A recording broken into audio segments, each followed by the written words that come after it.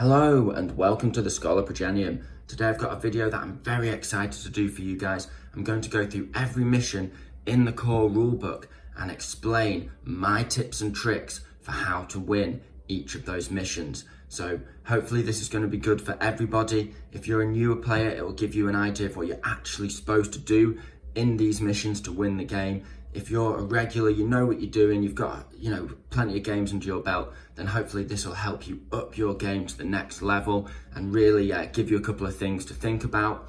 And then if you're a veteran player, then do not hesitate to add your own tips and tricks down below and point out anything that you found in your experience that might help the community in general. So let's get stuck in.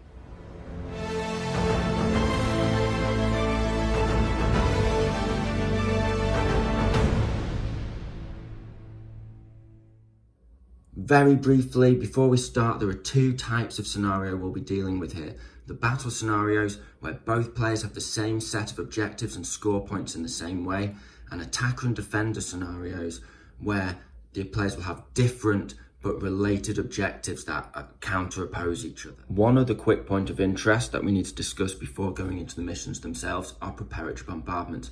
Now, these are a mindset thing.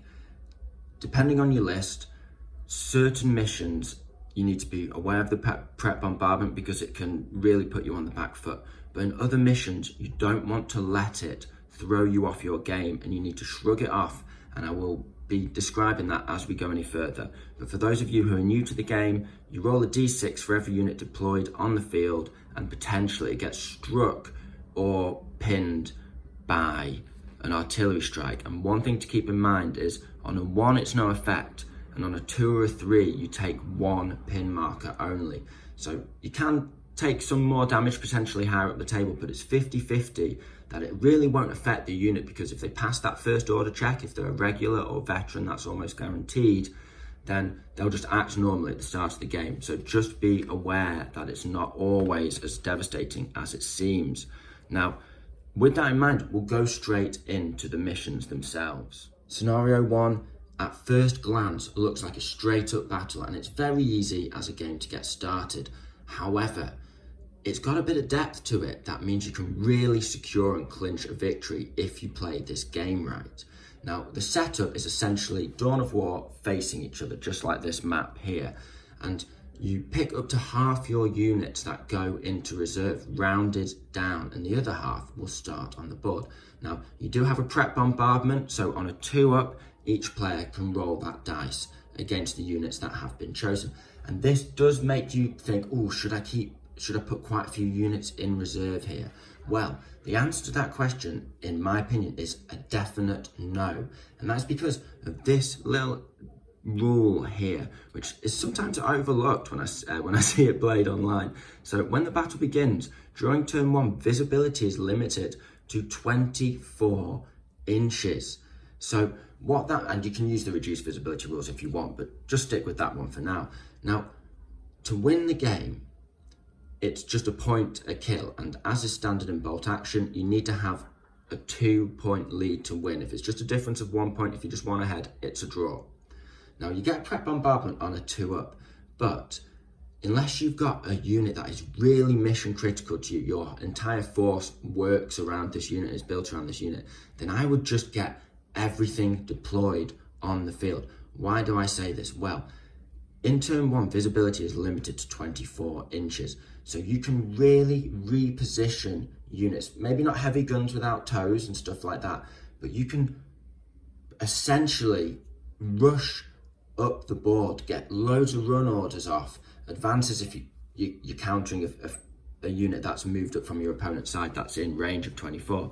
But generally, you don't need to shoot in this first turn and you don't need to worry about taking that many pins or even damage in return yourself. So you want to take a really strong position on the board, get as far up as you can.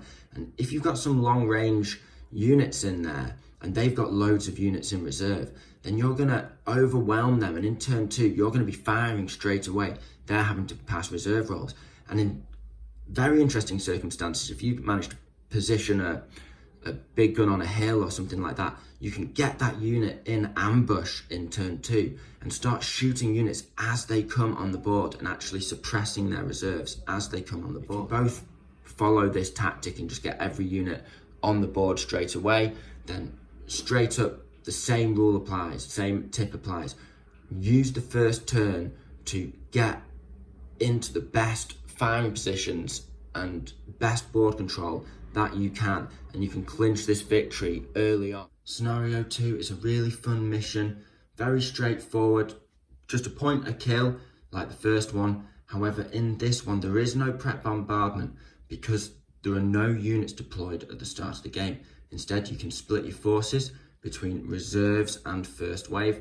First wave comes on turn 1, no order check required, and anything else comes on from turn 2 onwards. Now for me personally, I would not bother putting units in reserve unless they are a special unit designed to do outflanking and come on murder something or pull off some cunning shenanigans, because otherwise you may as well just get your forces on, not risk them being delayed because of the order check and becoming overwhelmed by your opponent. So yeah, not saying reserves are bad in this one, and be aware of outflanking reserves from your opponent. Don't forget them if you're a new player. But yeah, long story short, it's an easy mission to play, great fun. Scenario 3, key positions. On the surface, seems like a really familiar setup if you're a war gamer in general. You've got up to 5 objectives and you have to control them at the end of the game to win. However, this familiarity can lead you to throwing this mission away, and I want to just outline the best way to approach this and make sure that you win. So in a bit more detail, it's D3 plus 2 objectives, and you can place them anywhere on the board, even on a table edge, as long as they're more than 12 inches away from another objective. And you take it in turns, putting them down one at a time, starting with the winner of a dice-off. You can also pick significant parts like buildings to be objectives. Remember, if a building is an objective, you have to be occupying the ground floor, not just within 3 of the building walls to control it. Just a little tip from me. Now, once the objectives have been placed, both players roll a die and the highest scorer picks a side after the objectives have been placed. Really important that you're aware of that. So if you're stood on one side of the board and you're thinking, I'm going to definitely have that side, and you place your objectives really cunningly and you really throw the setup off kilter, your opponent, if they win that dice roll, they can just take that side. So I'd recommend that you put these objectives in positions that are attainable from either end of the board, but be keeping an eye out also for things such as dense and rough terrain. That means you can't run through it and you can only advance through it, because these bits of terrain will really throw off opponents. They'll think, oh yeah, I'm 18 inches away, I'm a run and an advance from that objective. And actually, it turns out that they'd have to go through a bit of terrain and there'd be 3 advances to get to it, which means that they won't make that objective. So be really aware of terrain and whether you can run or advance through that terrain, because that is going to slow you down. And this really takes me on to my other main point. You want to be looking at the table and mentally adding up before you decide to bring units on at the start of the game. How many runs and how many advances will it take me to get that objective? How many units can I commit to that objective?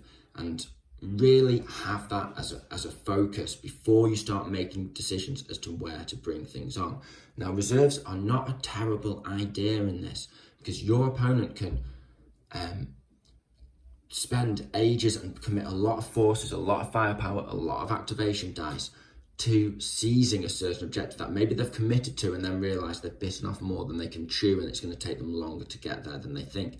This means they're going to have to do a couple of run orders when they thought they'd have to be shooting, which means that they'll have less firepower than they need. And the last thing they need is you to then bring on a backup reserve unit. You do need to get the run on and not be afraid to not fire in this game. And veterans are great in this scenario, because they can just grit their teeth and sprint for a couple of turns and then get up close and start fighting tooth and nail up close. And because they're veterans, they're harder to kill off. You'll have more men when you get there. So if you're a veteran player, really get on the, if you've got lots of a veteran heavy force, really be on the aggression with this one. And if you're a more regular heavy list, then you want to be thinking about seizing those objectives early and then defending. With all that in mind, remember that it's only infantry and artillery units that can actually hold objectives in this one.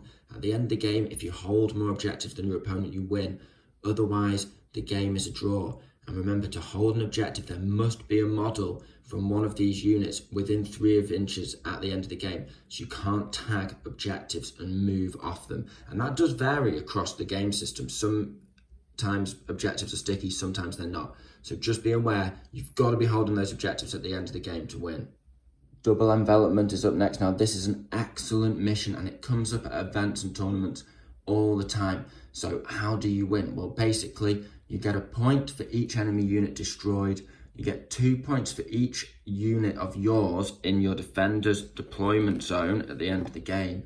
And then you get 3 points if you run a unit off the board edge. Now, you don't have to get a unit moved wholly off the board edge. If one model can touch the opponent's table edge, then you can just pick up that unit and remove it.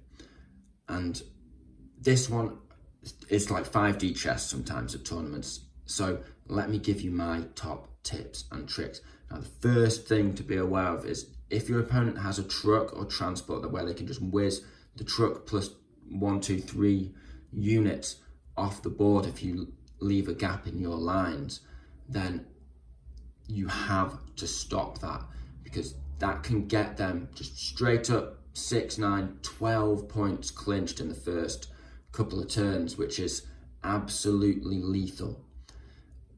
Trucks are really good if you have one, and you can, if you're looking at your opponent's force and you're thinking, I'm not going to need this bazooka, not going to need this flamethrower, when you've had a quick glance at what they've got, get those things in the truck, shoving your officer in the truck, and and away, try and rack up as many points as you can. However, be aware that running units off the board too early in this mission, although it can be an excellent move based on what your opponent has, it can also be a terrible move because you don't get those dice in the bag anymore. They are removed from the bag. You can't activate them, you can't go down with them once they've run off. And what that means is that if your opponent has quite an aggressive list, quite a list with a lot of hard-hitting units in there, then they will essentially crush you as soon as they have a dice advantage on you. So it's something you need to be aware of, and it can also be a much better idea to fight the fight, engage your opponent's forces, and wiggle that truck up and then race off when the moment strikes. And that would be the way I would play it most of the time, as long as you can keep that truck safe behind some dense terrain, something they can't see through, line of sight blocking. You don't want to lose that ability to just grab a load of points if it's in your list and available to you. Now, apart from the truck game, what else do you need to be aware of? Well, half of your units must be in reserve. So if you're putting units in reserve, they need to be mobile units in this one, because first things first, your more fixed positions fire support, they can help engage your opponent as they're moving up the board early on. But secondly, those units aren't units you can't get, can't score with. Not only can they score you points, I once played a game against a chap called Simon, really nice guy. I've played him a fair few times at events, and he runs, in this game he was running Italians, and I was running Brits, and he was all over me like a bad rash. I could not get the kills in on him. And it got to about turn 4, and I just thought, you know what? I'm going to run with this mortar, I'm going to run with this unit, I'm going to run with this unit. And there were units that you would never normally try and get, and I knew I couldn't get them off the board edge in time. But Simon, in his excitement at being well ahead in the game, had kind of forgotten that you don't have to run units off. You can just sit them in the deployment zone and it still scores you 2 points.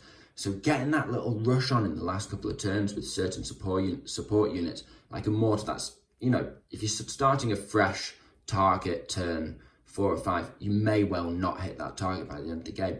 So if you can get it, a mortar can run 12. If you can dash it into the enemy deployment zone and get it safe, that's 2 extra points in the bag. So be aware of dashing. If there's areas near the end of the game where your opponent has less forces and they can't just click their fingers and wipe out a unit, then yeah, get that officer dashed up behind that wall and down for the 6th turn. You don't have to be able to reach off the board edge. 2 points is still a great clinch. With all that being said, the strategy to win this scenario is to ensure first and foremost that you are defending your own lines. You then also need to elect an attacking force that can puncture a hole through the opponent's own defences.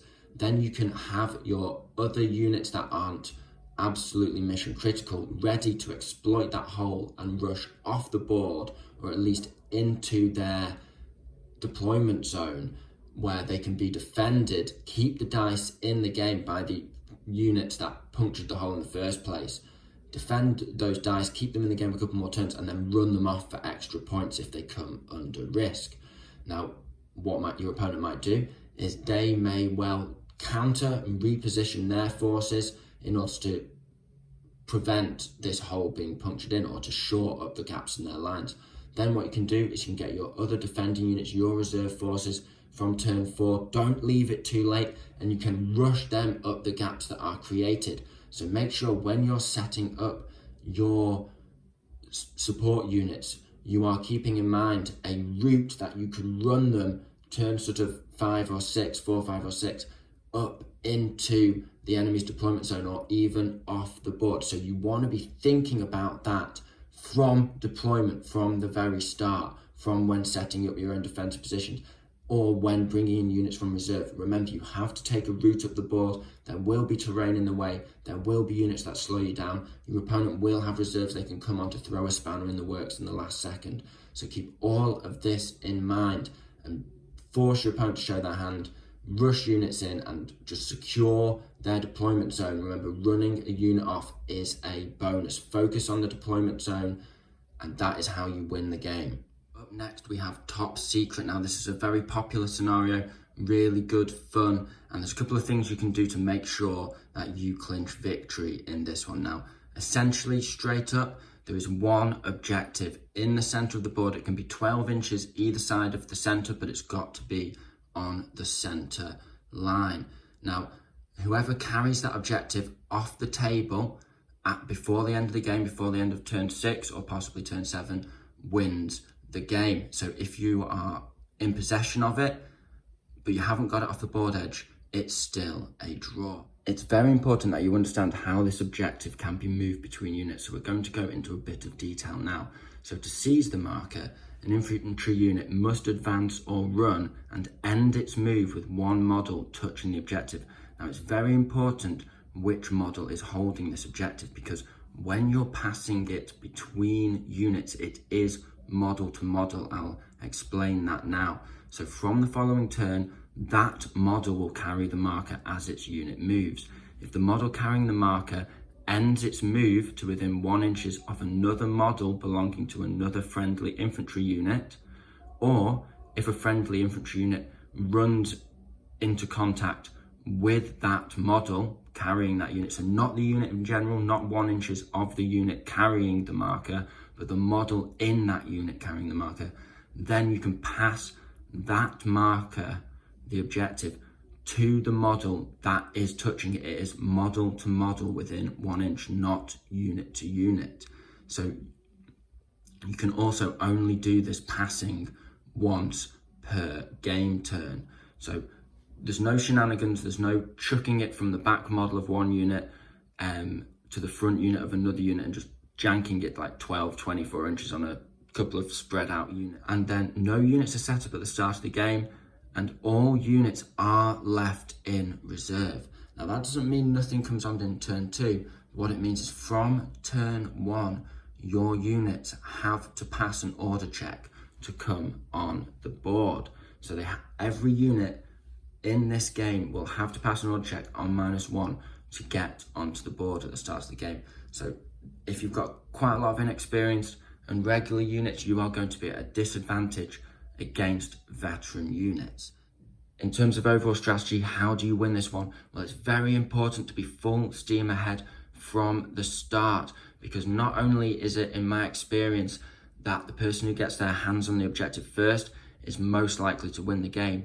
But also, if your opponent does get their hands on that objective first, you need to get it off them as quickly as possible, because every move that they make towards their board edge is an activation and another turn delay on you getting it off your own board edge, which could result in a draw. Now, that's perfectly all fine if you're just there for fun, but if you're looking to win, then a draw is not our objective here. In my opinion, the best way to pull off this strategy successfully is to split your units into two simultaneously attacking forces, but position these forces slightly differently. One of your attacking forces is going to be rushing the objective and securing it as safely and as quickly as possible. The other attacking force, although pushing on the objective and being there just in case, will be focused more in terms of positioning on good firing positions and taking good board control. Now, the reason for this is twofold. If you secure the objective first with your attacking units, your main attacking push, you can pull those units back, fire a fighting advance, and use the units in that force to pass the objective between them and make sure you securely and safely get it off the board, because you've got them into a position where you can do that. The other force is in a position where it can now fight the fight and prevent your opponent from using their best units to clinch that objective back off you, and that will really make sure you win the victory. On the other hand, if your opponent does grab that objective first, then you've still got your attacking forces right on their heels, ready to grab it off them and rush it back and pass it back between those units to get that objective into a safe position and then securely off the board as quickly as possible. Whereas your attacking force can really suppress your opponent's units that they would pass the objective off to. So that's really important to keep in mind. If your opponent gets that objective, put yourself in their shoes. What units are they probably going to use to run up and help the unit that's got the objective and pass it off, and then pass it back and back towards their objectives over the next their table edge over the next couple of turns? Use your secondary attacking force to pin and suppress and fight the fight against those units, and that will really shut them down so that your main attacking force can catch up, grab them, and get that objective off. So all is not lost, but you've got to have those forces in position to fight the good fight and not be out of position in case your opponent gets the objective, because if they get it first and you're out of position, you are going to lose that game. Demolition is the final battle scenario. Now, first things first, both players roll a dice and they take it in turns to set up their objective, their base, in their setup zone. Now, that setup zone is over 20 inches from the middle line, so that means 4 inches from your table edge. Now, in terms of deployment, you do deploy units at the start of this mission, and those units aren't restricted to 4 inches from your table edge. They can be up to 12 inches on, as is normal, and 12 inches from the center line. So you can have some units in advance of the objective you're trying to defend. The game is won by destroying the enemy base. A base is destroyed if, at the end of any turn, any enemy unit is touching the base. So vehicles can score this one, but not empty transports. Now, that means that if your opponent gets a unit that isn't an empty transport in contact with your base, you have until the end of the turn to pull off a draw.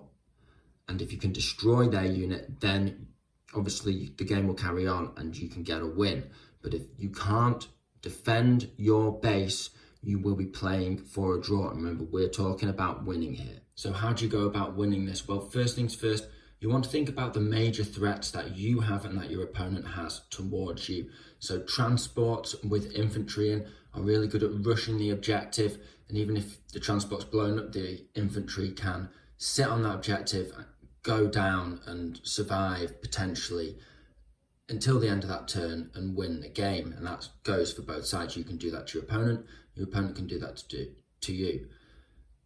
Armoured vehicles are very useful in this one because they can score, they're very resilient, and anti-armour usually has fewer shots, which means that with a bit of bad luck, the person shooting at the armoured vehicle will miss all their anti-tank, and the vehicle will survive till the end of the turn and win the game quite quickly.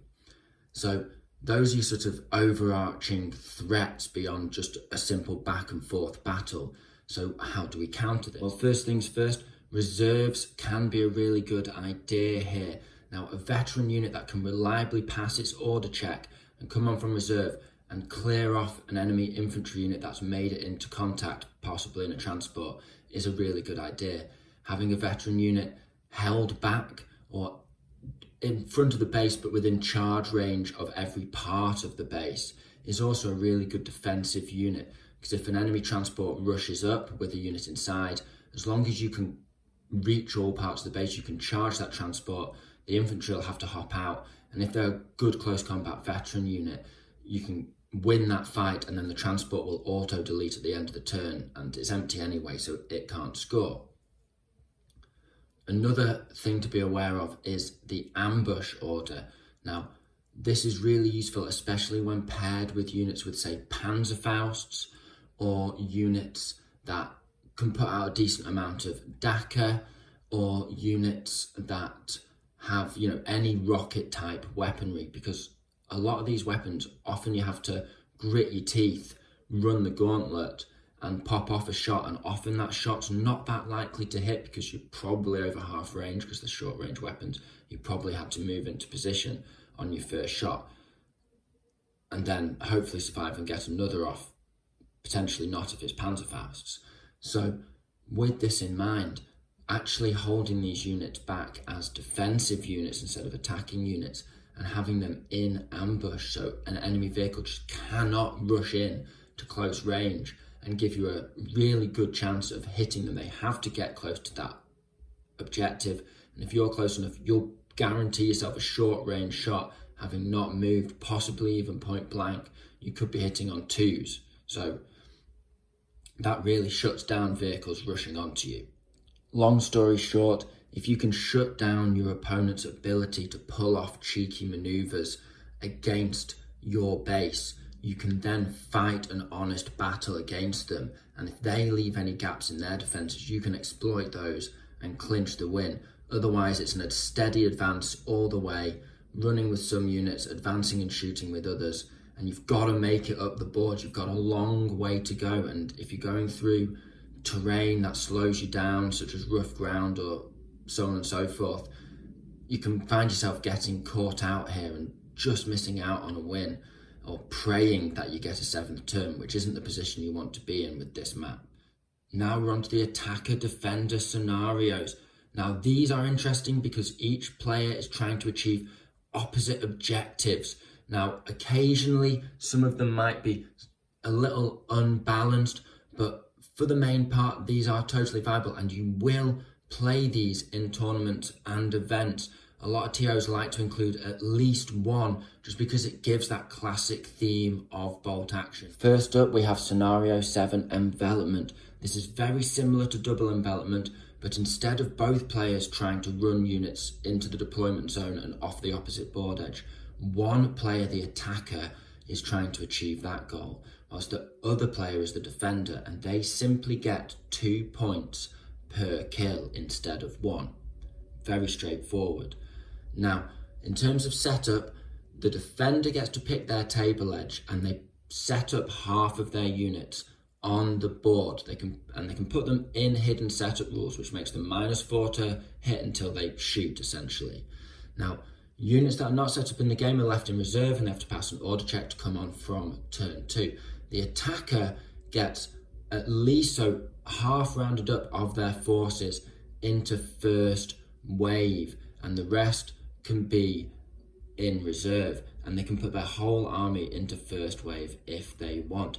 And for me, as you're not having to counter attack in any way, get everything on the board. Why not? So the first question that always comes to mind with this scenario is, should you be attacker or defender? And that's the case with all of these scenarios, and it can be a difficult decision. However, in Envelopment, I would generally go as the attacker.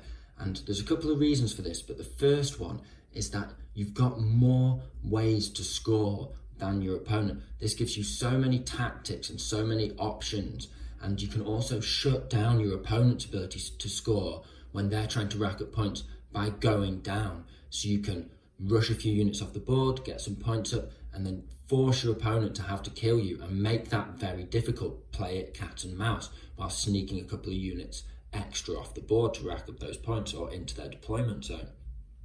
So it can be a very frustrating game to play as the defender.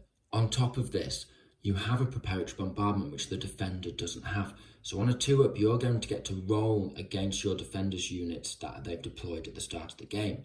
Now, the defender is going to want some really good units on there because you're probably going to rush on with most things on first wave. So getting a couple of pins on there can really reduce their ability to fire if you get lucky. Now, it's not always going to work in your favour, but again, it's just that little extra in your advantage.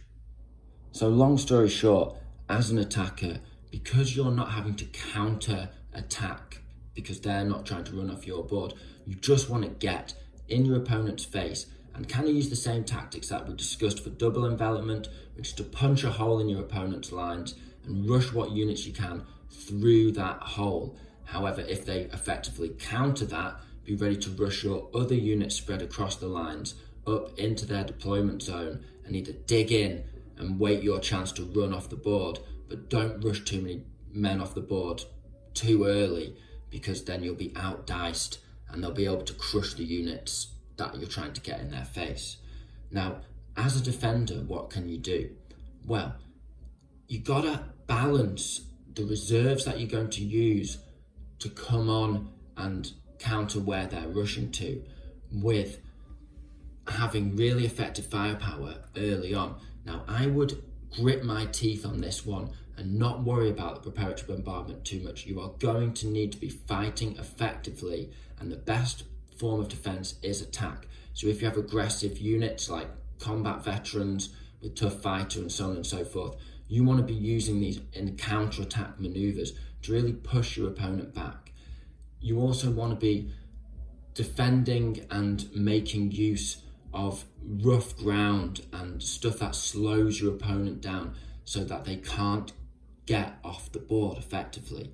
And you want to be picking up points as best as possible, which means positioning yourself and investing the time and the order dice to advancing into really good effective firing positions that can keep your units firing in the mid and late game really effectively against as much of the opponent's force as possible as they sit in your deployment zone or rush off. And having those reserve units that can come on, lay down fire, and then get some assaults in can really clear your deployment zone. So close combat is going to be a really essential part of your game when you're defending, because you're going to need to clear your deployment zone and counter units that are trying to rush off the board edge. And remember, they'll be running because they do have a long way to go to get off your board edge. So you do have time to invest in good firing positions, because at the end of the day, you need to be killing points. Next up, we have Manhunt Scenario 8. Now, this is arguably one of the slightly more unbalanced matches.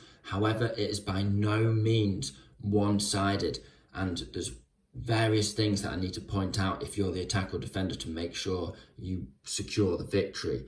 Now, the first thing is to look at this map here. Now, essentially, you've got an attacker edge, a defender edge, and then the defender's setup zone. Now, these table edges are relevant for the first wave that comes on for the attacker only, and you'll see what I mean in a second. So how do you win this game? Well, the attacker is trying to capture the highest ranking officer in the opponent's force, and they must do this by charging him and winning a battle in close combat. If they do that, they instantaneously win the game.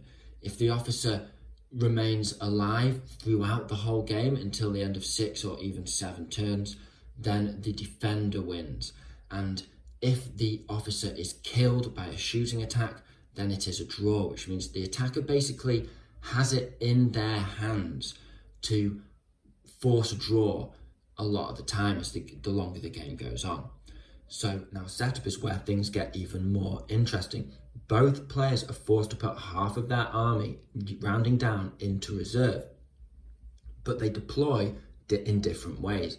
the defender picks their table edge, but they then don't deploy on their table edge. They in fact deploy those units anywhere within 12 inches of the center of the board, which you can see on this map here.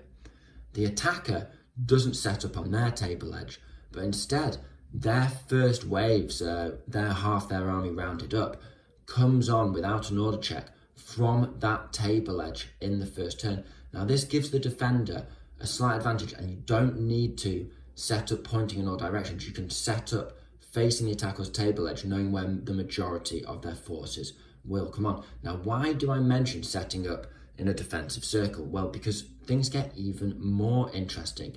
This game has the confused fight rule, which comes up in a couple of scenarios, and it's a really, really fun rule, but you've got to be careful with it. Now, essentially what it says is confusion reigns. The battle lines have become completely disordered, and reinforcements are pouring in from all directions. All units entering the table edge as reserves can enter from any point on any table edge, this is from turn 2, except the one from which the last enemy reserve unit entered. So, for example, if your opponent just moved their first reserve unit on the left board edge, you can't come on that one next. You would have to come on another board edge or activate another unit and wait for your opponent to bring on another unit on another board edge. And then you can use that board edge. So you can't just come straight on behind someone else. However, you want to watch out for this rule to not separate your own forces. There's a way to do this right, and there's a way to do this wrong. So the real trick to winning this, whether you're attacker or defender, is in the deployment of your reserves, and you want to bring them on as a cohesive force. Now in Confused Fight, it can be really tempted to counter-attack and counter-deploy and try and shoot each other in the back, but really the best way to do things is to come in within sort of 12 to 18 inches of one corner with all of your forces. Now this range means that you can support each other with supporting fire and countercharge units that are coming in to harass you, but it also means that you can bring your units on cohesively regardless of what table edge your opponent comes on. Because if you come in, say, around this region here in one corner, regardless of which table edge they come on, you can, whether they come on here, you can still bring another reinforcing unit on the same edge that you just used, or if they use a different edge, then you can just come on the other edge nearest that corner and keep your units cohesive. So they don't have to be all clustered together. They can be relatively spread out, but you want to come in from one corner, running or advancing on as a cohesive force. And this brings a sledgehammer that really allows you to crack open your opponent's forces. Now, that doesn't mean you want to bring all of your forces on like that. You might want to keep a trick up your sleeve in case if you're the attacker and the defender tries to run off to another area of the board, you still want to have a couple of units back to be able to come on that area of the board so they can't just flee to the other side of the table if you've come in from one corner. So that's one thing to be aware of when using that strategy, but it just means your forces are very powerful.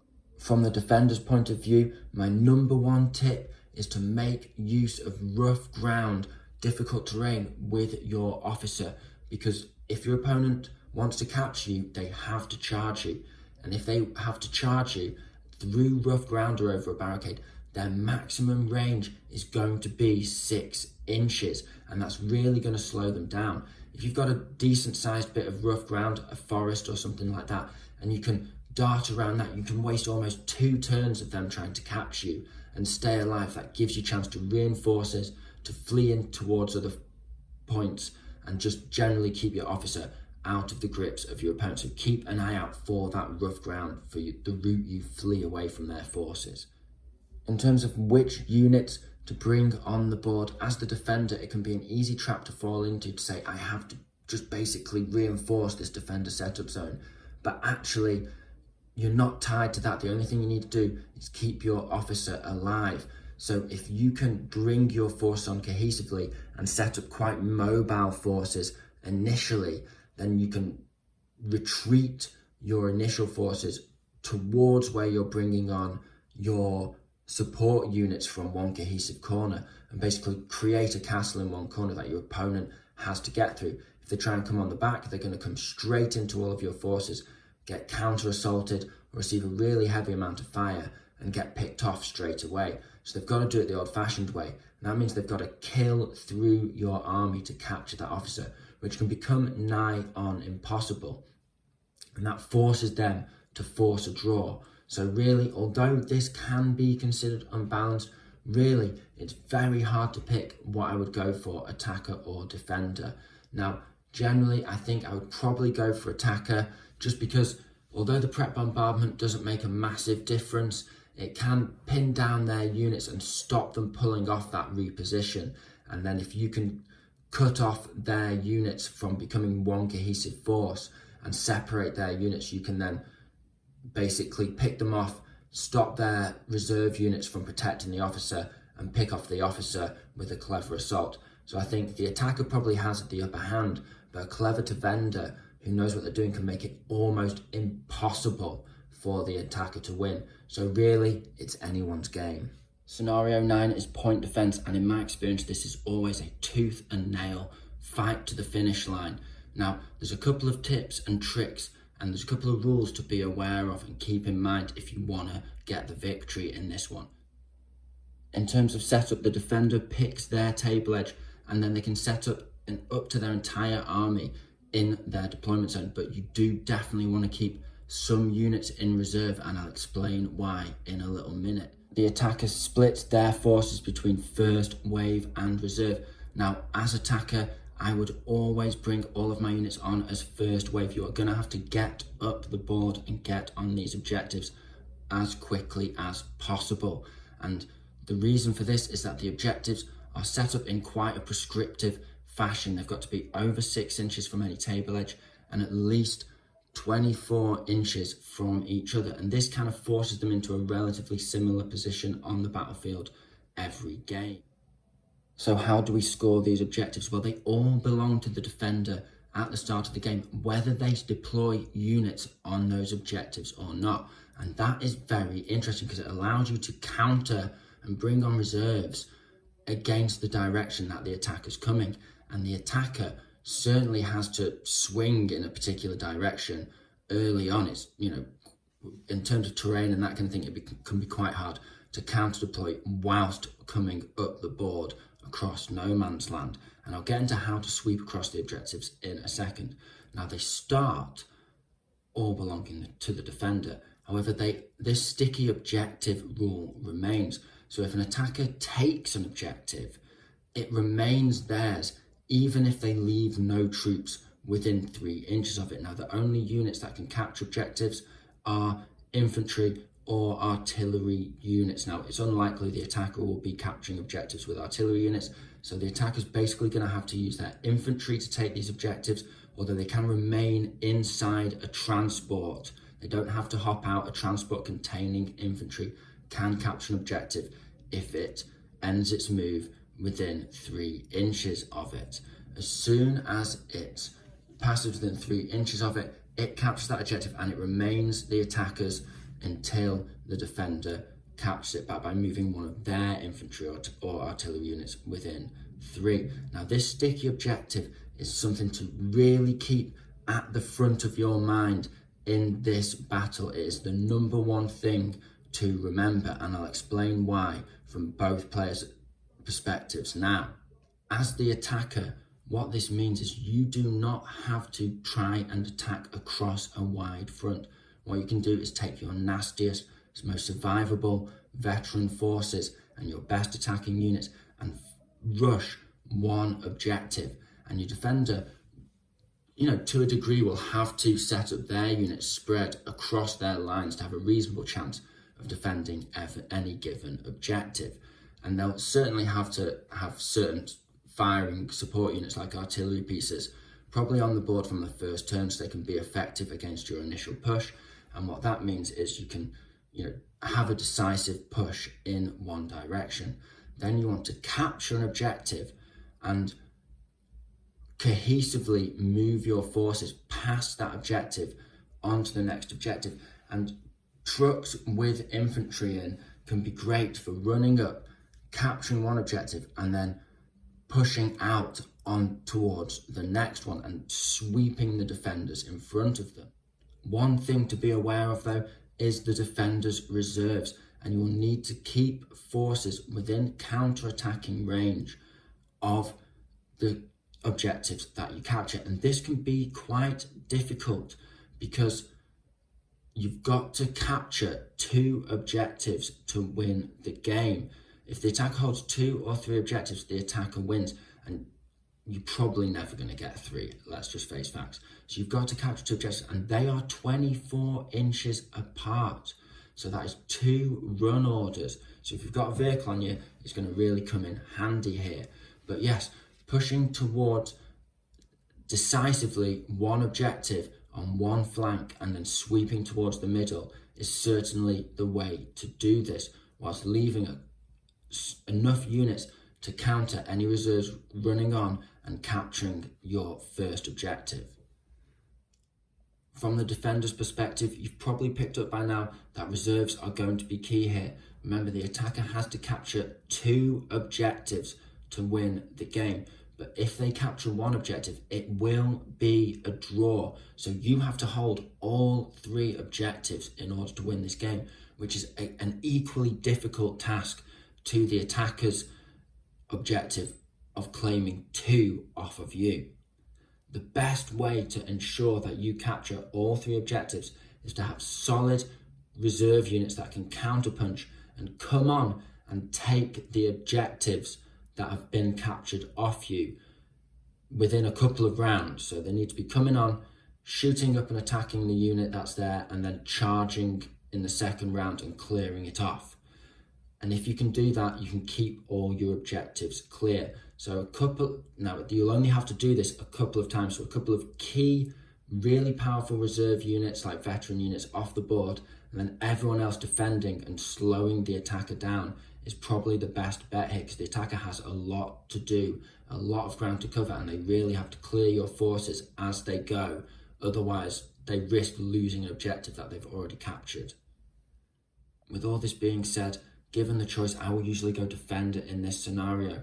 Long story short, it just takes so many resources to capture 1 objective, clear any forces that risk recapturing it off you even though it's sticky, and then take another objective, continuing to clear forces that can recapture it, continuing to fight the defenders' other forces that are on the battlefield, and counter any reserves. The defender just has so many options to cheekily run back onto an objective and undo all your hard work. Next up, we have hold until relieved, scenario 10. This is a really fun mission. It always leads to some cinematic moments in the game, but it could be potentially one of the less balanced games in the book.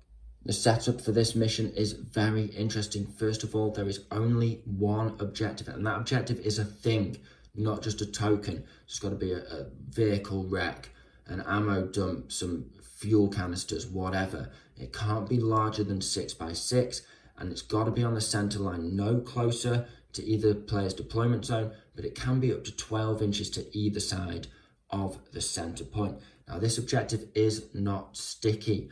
To win the game, you've got to have an infantry, an artillery unit, or a transport containing one of those units physically within 3 inches of the objective at the end of the game.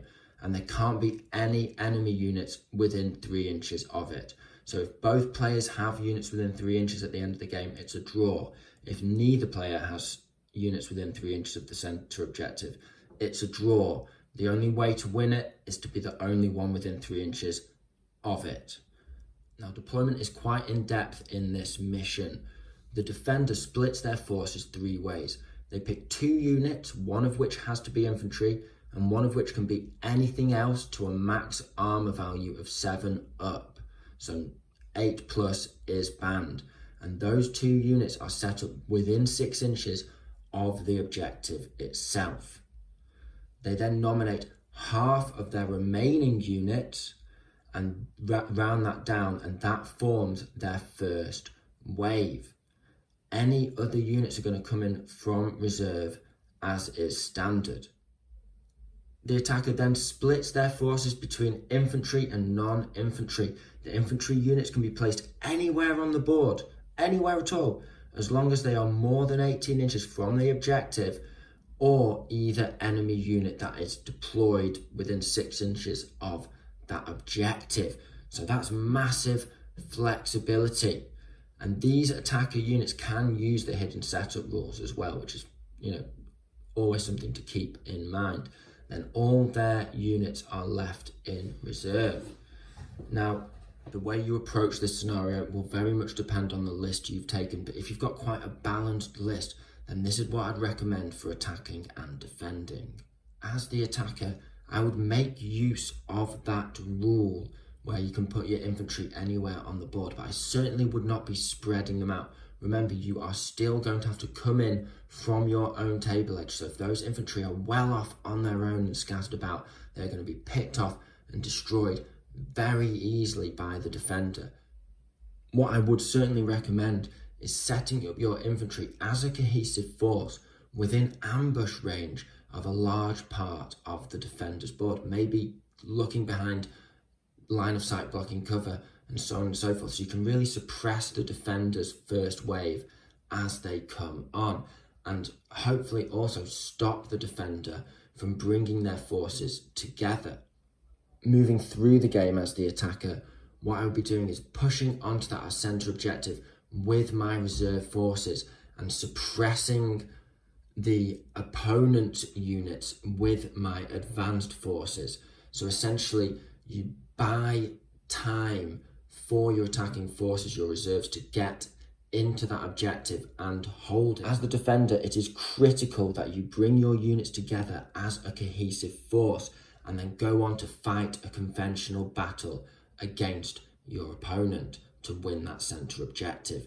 Your opponent will have disjointed deployment, regardless of whether they've made a massive mistake and spread their forces out everywhere where they can be picked off easily, or whether they are trying to harass your units as they come on. You want to take your initially deployed units and you want to make sure they are mobile enough to basically get out of there towards your lines. You don't want to flee too far. You just want to bring them into a position where they can then join with your first wave and form that first cohesive defensive line that pins the enemy and fights the battle as they try and come towards that objective. And you want to do that without picking up pins or losing casualties by being ambushed by the attacker's infantry. Then you want to bring those reserves up and you want to push on with your initial forces and your first wave units onto that objective with the backup of those reserves. So you're probably going to have your fire support units in your first wave. You're going to consolidate your forces, create your battle plan, your battle line in that first wave, and then it's time to fight conventional battle as the defender. The attacker, you want to do everything you can to stop them creating a cohesive front, and then buy yourself time to bring your reserves onto that objective and then hold it until the end of the game. Remember, the game can go on for 6 turns, potentially even 7. So once you get that objective, you've got to dig in and hold it. All in all, I love being the attacker in this scenario. I think with a good game plan and a really clever setup, you can have the defender on the back foot from the very start, and your infantry, especially if you've got a lot of veteran infantry, can just rush that objective, wreck your opponent's forces, stop them fleeing or being able to bring together a cohesive attack on you, suppress their first wave and really get the upper hand. However, as the attacker, you can be crippled by indecision. It can be very difficult to know where to put those infantry, and it's really dependent on the list that you have. If your infantry game generally isn't that strong and you've spent not as many points as you could have done on infantry, then of course you want to be the defender, because it forces your opponent to have to deploy incohesively, and you can really do what we've discussed and bring your defensive forces on, form a line, fight a conventional battle and take that objective. And I think that, on the grand scheme of things, is probably slightly easier to do overall. But for me personally, I would pick attacker because it's the way I play. I play infantry heavy, veteran infantry armies. So for me, I'm suited for attack. It's going to be very balanced, very swingy, somewhere in between. It's an interesting one, but always fun. Scenario 11, Surrounded, is a really fun game, and it is actually pretty balanced, but still has some interesting setup to it. So the way you win this game is very straightforward. It's kill points. You get 1 point for every enemy unit destroyed, and of course, you've got to win by 2 points, as you do with every mission. Now, there's a few extra rules that really add flavour to this kill points battle. The first one is that the attacker gets a preparatory bombardment. That's very straightforward. Now, the second one is that it's confused fight, so that means that reserve units, not first wave, but reserve units can come in from any table edge that wasn't previously used to come in from reserve. And remember, that resets at the end of every turn. So if you use the last dice of your turn to bring a unit in from reserve on a particular table edge, you can use that same table edge immediately with the first dice of the next turn. Now, the setup adds even more depth to this game. So the defender is going to pick half of their units, rounding down to deploy within 12 inches of the center of the board. Now, there's no objective within the center of the board. Remember this, you are not compelled in any way to hold the center. This is a kill point game.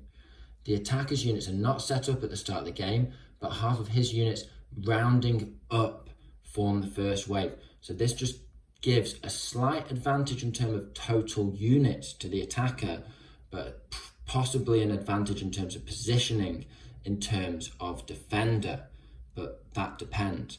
Now, in terms of reserves, remember, you're going to be able to bring your units in from any table edge from turn 2. So how do we win this game? Well, it's very interesting. First of all, we'll discuss the defender. If you are the defender, there's a couple of ways you can go about this, but one thing to keep in mind is the fact that you essentially have no table edge and you are not tied to any area of the board.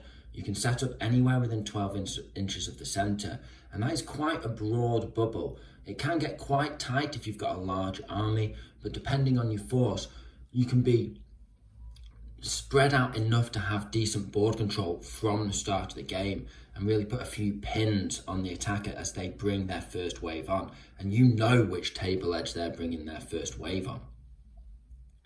You can also bring your forces on from one corner, as we previously discussed, so you can't really be locked down, and your opponent can't really block you coming on as a cohesive force regardless of the order in which the dice are pulled for reserves.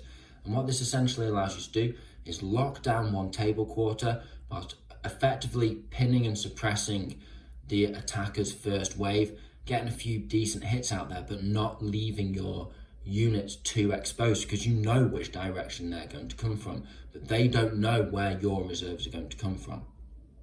After that, you bring on your reserves as a cohesive force, as previously discussed, and you fight that fight where you've got just a decent force working together effectively. You're fighting a standard battle for kill points, and you're trying to secure the victory against an opponent that you've effectively suppressed at the start of the game. And this really evens the odds against that prep bombardment, because you can put pins on your opponent as they come in from first wave. You can put your dice in ambush. You can be set up quite close to their first wave, but still not away from where your reserves are going to come on, because you get to pick where your reserves come on, and you can do that very cohesive. As the attacker, you want to keep your eye out for a couple of things.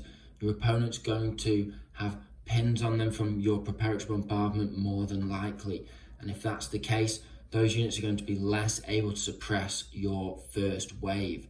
The other thing that you're going to keep an eye out for is units that are out of position. As the defender, they've got a bubble they can deploy in, and this can often lead to mistakes and units that are vulnerable to being grabbed by your first wave. And if you can do that and grab a unit out of position and get some early kills, that is your time to get ahead. My final top tip for this scenario, and it can really be a game changer, is to actually keep your fire support units, such as your mortars and howitzers and vulnerable units like that, in reserve.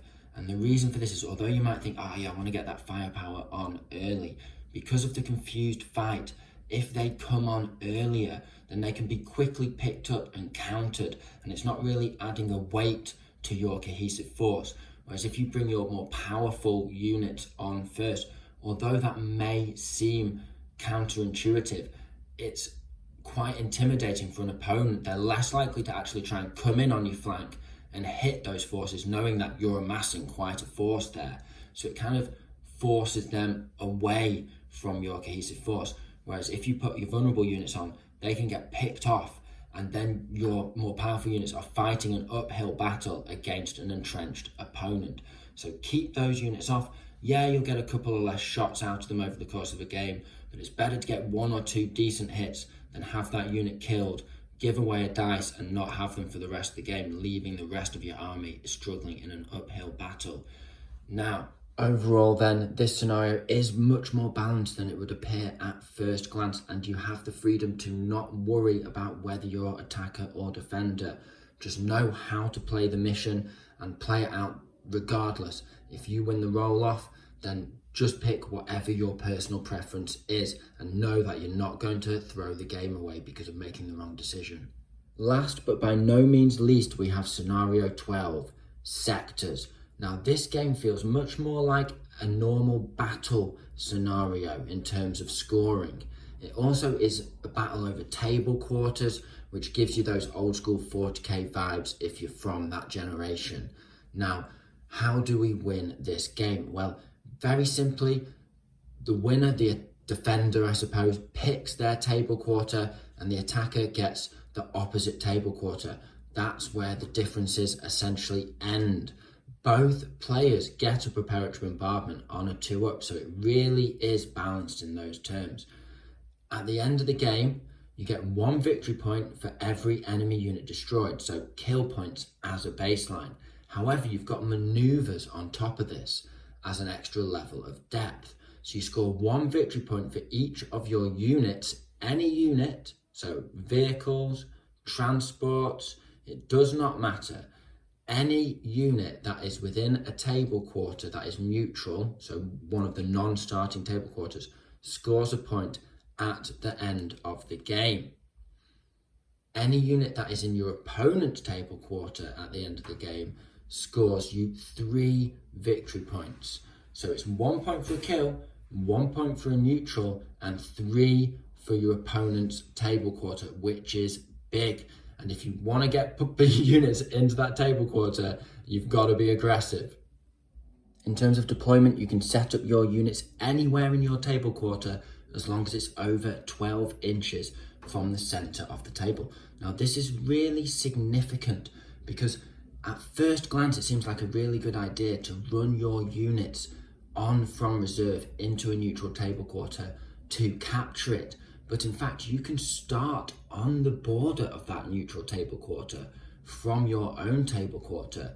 And not only that, but you can advance into that table quarter or even set up an ambush on the border of that table quarter and really lock down your opponent from bringing their reserves on there so you can get a head start. With that in mind, I always get the majority of my forces, if not everything, on the board during the deployment phase. I don't worry about the preparatory bombardment unless I've got some absolutely clutch unit that must survive and cannot be risked under any circumstances. I will get everything on there.